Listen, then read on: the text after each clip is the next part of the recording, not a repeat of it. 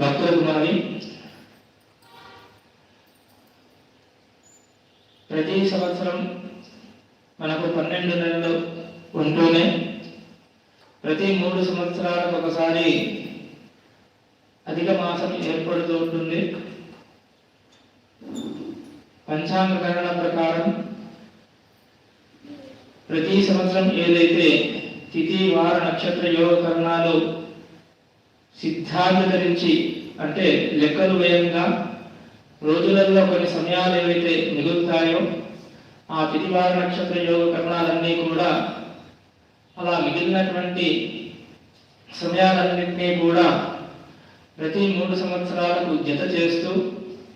ఒక మాసం మల మాసంగా, పురుషోత్త మాసంగా, అధిక మాసంగా ఒక నెలను మనము క్రోడీకరించుకోవడం జరుగుతుంది. అలా మిగిలినటువంటి